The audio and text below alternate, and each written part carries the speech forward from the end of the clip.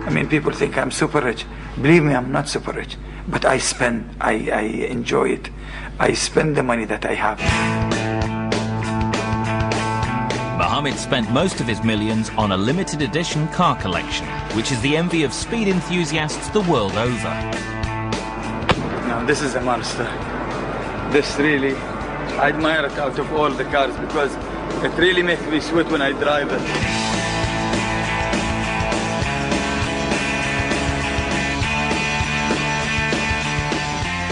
These super cool cars are worth over $10 million. Mohammed's collection boasts some of the world's fastest and most expensive. This Ferrari F40 is valued at $200,000. I think Ferrari just made a point of that they don't have to try very hard to sell their cars. I mean, if you look at it, there's nothing in it except an air conditioning. Then there's the Porsche Carrera GT, costing $400,000. Carbon fiber chassis, carbon fiber body, lovely car. It's just a little bit hard on the traffic because of the clutch. Next, the Ferrari Enzo, one of only 500 made, cost $1 million. It's the latest of Ferrari, a beautiful car, definitely tested by Michael Schumacher himself, easy to drive, very fast. But the masterpiece of his collection is this limited edition Mercedes CLK GTR. How did they fit two seats in it? I mean, it's really an amazing achievement. But of course, you have to be so small. And you know, it doesn't fit for the fat people at all. It's very fast, unique. You can see the money. I mean, okay, it costs about $1.8 million. His latest acquisition is this Porsche GT1, costing $900,000. They made 19 out of these cars. I like the car very much. I drove it once in an open area and it's so fast. I reached nearly 381 kilometers in it.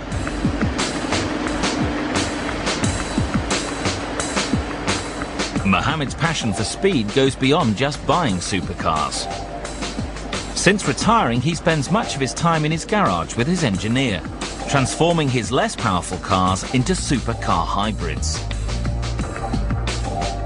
So this is an SLK 55 from AMG, and I bought it a few months ago and it was not fast enough for me.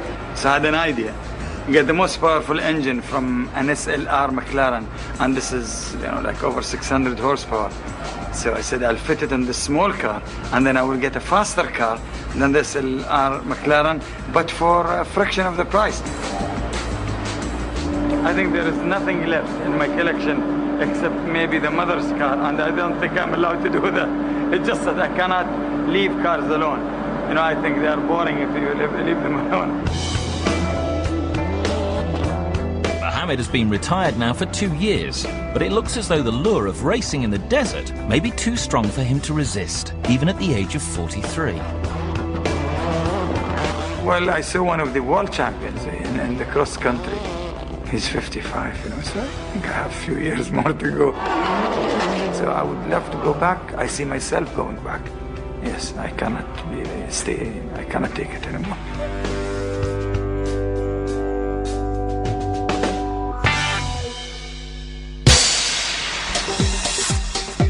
In Dubai last year, there were 5 million visitors. But the Emirate expects to cater for up to 15 million by 2010. The fast-expanding national airline Emirates, controlled by the Maktoum family, has been on an extensive spending spree to get ready. It recently ordered 42 wide-bodied 777 planes, worth $9.7 billion from Boeing. Also in place is a record $12 billion order for 45 of the mammoth Airbus 380s. These are due in service in 2007. Featuring shops, bars and lounges, the Airbus can seat up to 850 passengers.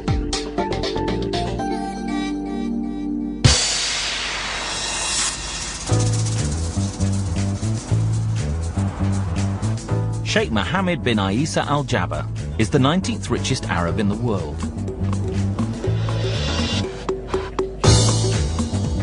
Over the past 27 years, he has created a hugely successful luxury property empire in both the Middle East and Europe. Aged 48, he's worth an estimated $3 billion. And he's a totally self-made man. I don't start with money looking to invest my money. Maybe I don't have that luxuries where I start with a lot of money. I start my life to build and to make the money.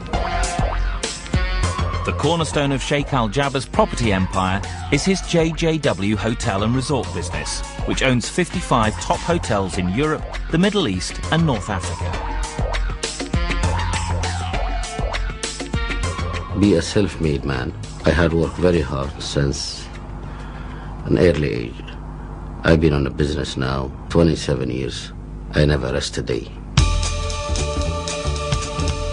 Sheikh Al Jaber's empire began in the 1980s when he designed and built the first luxury gated community in Saudi Arabia, featuring all the amenities of a five-star hotel. He now owns 5 compounds, each of which is home to upwards of 400 families. Sheikh Al Jaber's success saw him move into the European luxury property market. He owns a 5-star golf resort in Portugal. But the flagship of his hotel empire is the prestigious 5-star Hotel Grand Wien in Vienna, which he bought in 2002 for $107 million. It was not a lot for that hotel at all. It might be viewed that way. But the hotel today is the most successful hotel in Vienna.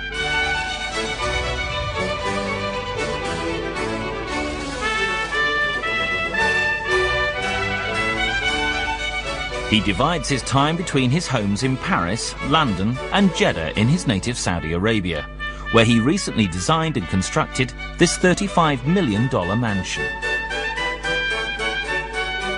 You know, this house has a mix between Italian and French.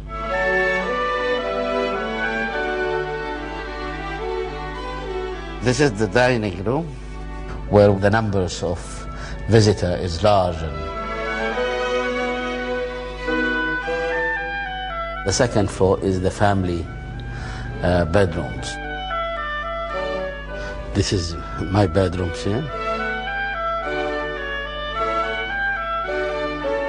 His lavish home is a far cry from his own modest beginnings.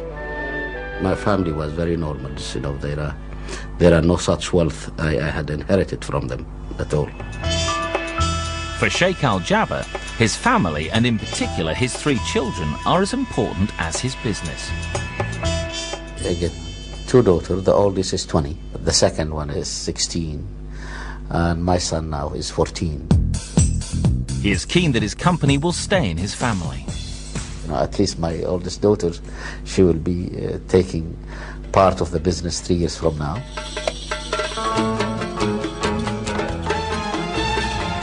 And Sheikh Al Jaber's house in Jeddah is designed very much as a family home.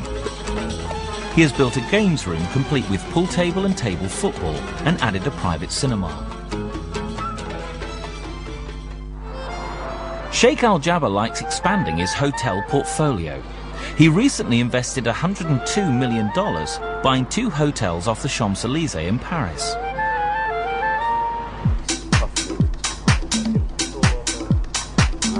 He is currently renovating one of them and is involved in every detail. The tables has to be a bit bigger, another chair there, bigger chair here, and here is the... Here, this is terrace with private dining. With a private dining. Requested to have the TV sets framed.